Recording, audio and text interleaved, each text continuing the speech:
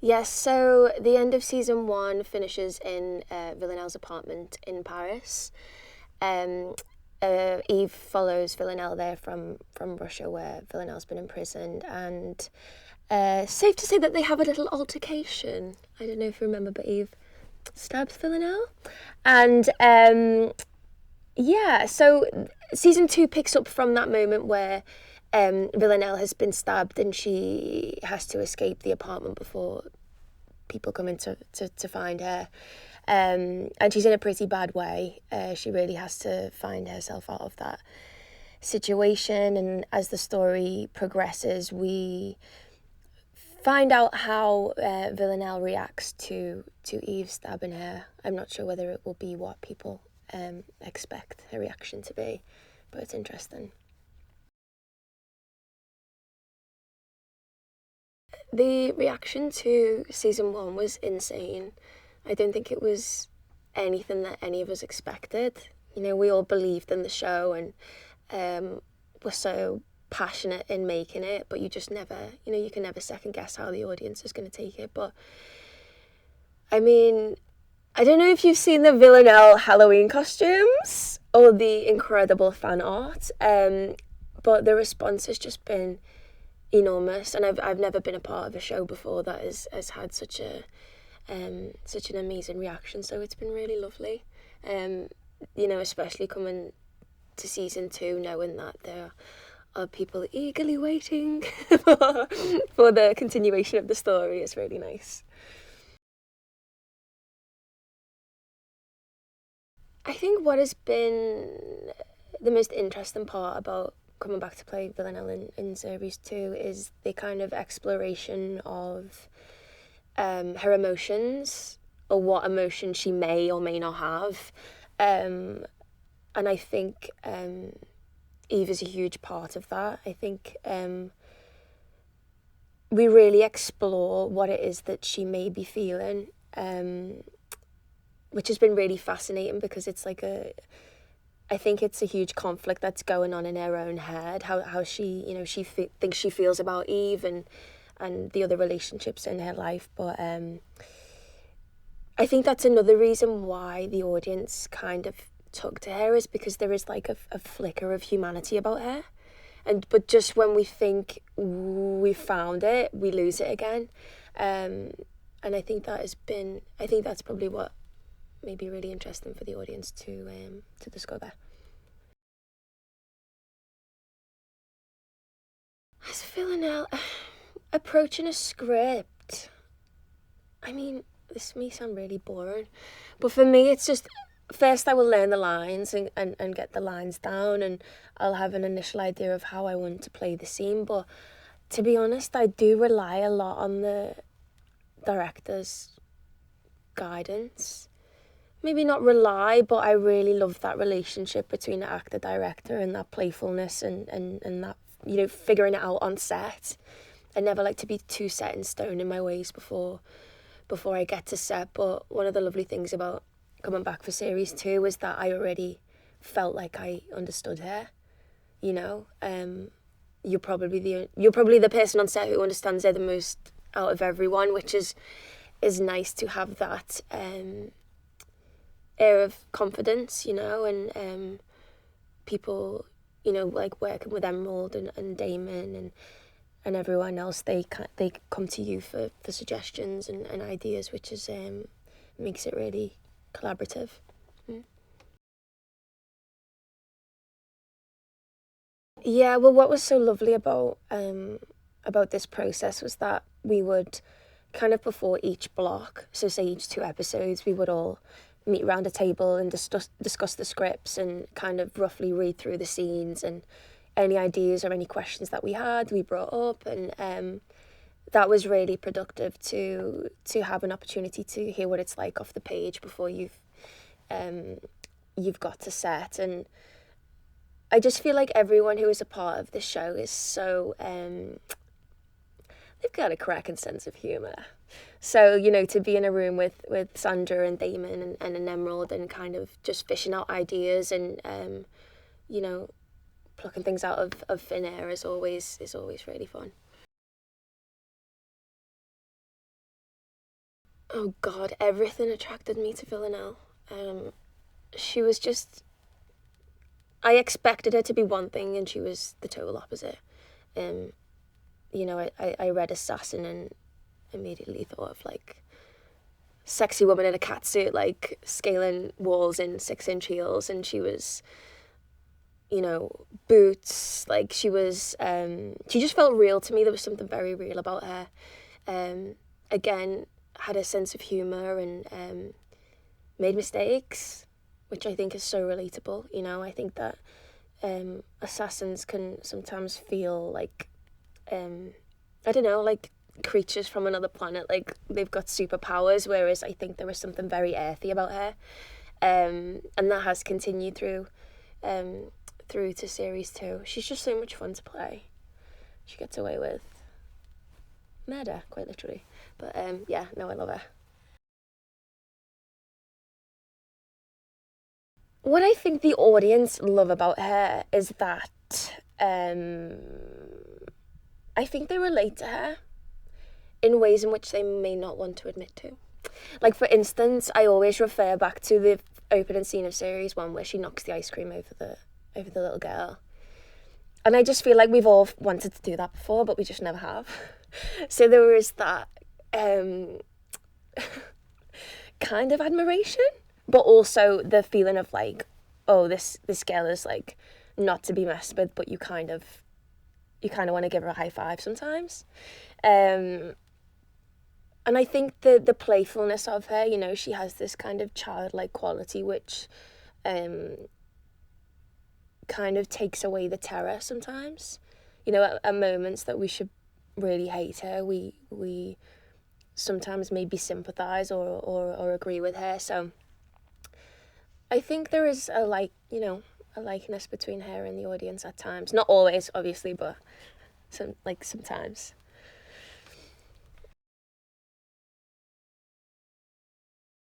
I think the development of Eve and Villanelle's relationship in series 2 is really interesting. Um, I'm really looking forward to the audience seeing Villanelle's reaction to what has happened in the previous series. I think people will have a lot of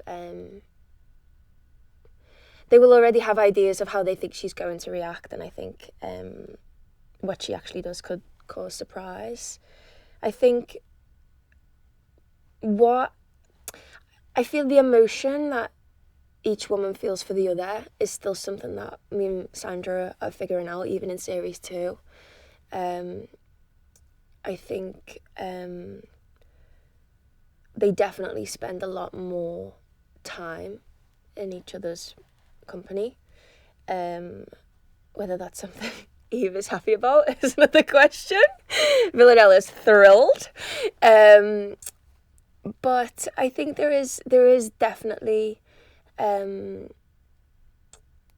there's definitely a progression. Just trying to think of what I can say.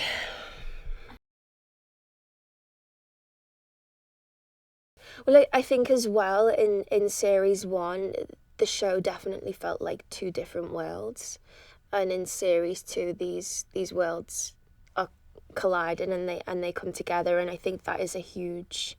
It really shifts the energy of the show, and yeah. I love Sandra. Oh, I love her so much. She's so generous in more ways than one. I always felt that when I met her in LA for my chemistry read. She is beyond wonderful to act with and to be around on set, and I think anyone you speak to who works in a film set will say that the attitude and the punctuality of the lead actor or actress trickles down through the whole set, and this set is like the happiest, most chilled out set that I've ever worked on, so I think that's a huge credit to the person that Sandra is. And she's fun. She's a funny lady.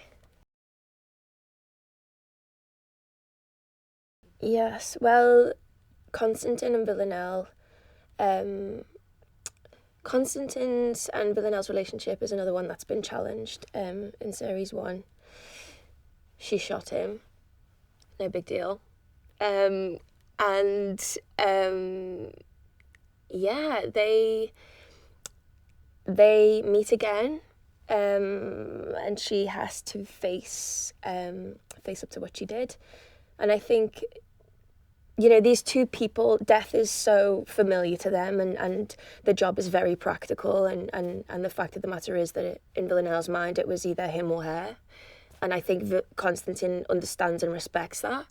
But even though he does, there is still that hurt and that upset there, because I feel like Constantine and Villanelle's relationship, well, he was the closest thing to a normal relationship that she had. So yeah, there's also a big change that happens between them two.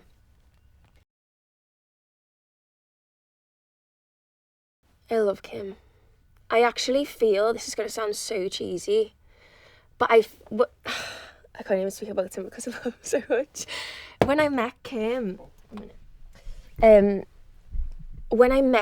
I felt like I'd met him like in another life, which sounds so cheesy, but there is something about, and I can only say it's happened like a couple of times, but I've got like a very deep connection with Kim, and when we do scenes together, it's just so brilliant. And he's also kind of like the Constantine in my life. Like, he is totally taken me under his wing, and if I have questions or doubts, or even about life stuff, things that aren't even related to film, and I ring him up, and he gives me advice. So it's yeah, he's a really good friend, and he's a bloody genius. He's an absolute genius. I think the show is different to any kind of typical spy assassin show is because the voices behind the characters. I think what Phoebe did in season 1, setting up these characters is just so unique. I think the tone of the show, that kind of switch between humour and kind of terror, tragedy. I also think that there's two women leading the show. It's not, a man chasing a woman. It's two women kind of leading the way, who are equally fascinated and cautious of each other. And again, I just think that we've broke a lot of stereotypes, particularly with Villanelle's character. I think it brings a real freshness and an energy to the screen that people haven't really seen before.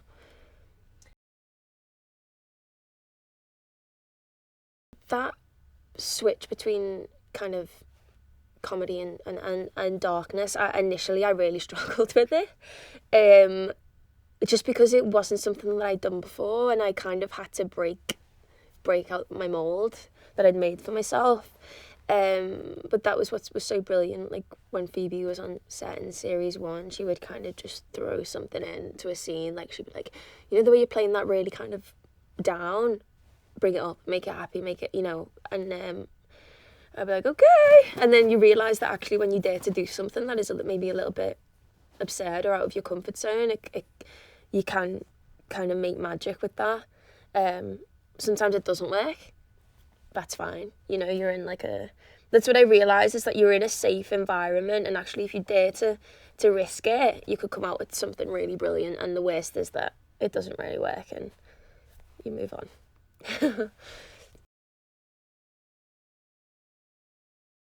So we started off filming this year in Paris, as the story picks up where we left off. When we were in Paris, actually, France won the World Cup. So that was pretty epic to see all that craziness going on. Then we went to Amsterdam, which was beautiful.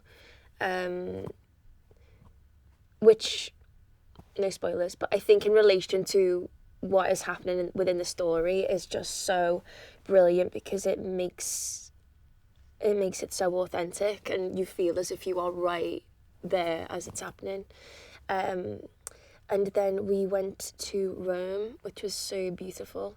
The locations in Rome were insane. And it's another reason why I feel very lucky to be a part of this show, is that we get to see places that I would never usually have the chance to see, or at least think to take myself to see. So yeah, it was brilliant. Yes, well, filming in London this year, a lot of last year was actually in the studio, whereas pretty much all of this year has been on locations, which has been really fun. Because obviously last year Villanelle had her apartment. No, she doesn't have that no more. So she's a bit of a nomad. She's having to find her place in the world. So yeah. I always just want the audience to come away from Killing Eve having had fun, having enjoyed it. I don't feel like our show has this, huge message to the world. I think that is another reason why people have enjoyed it so much, is that they can escape in it, and they can kind of live through these characters and have fun with it. I just hope that it is that they enjoy it as much as they did in series 1, and the characters definitely are on another journey, and the story has to push forward, and things have to change, and hopefully they come along with us. I mean, if you haven't already seen the show, I don't know what to say to you. Do we have to say anything? It's out there. Well, it's the best show ever. You should probably watch it right now.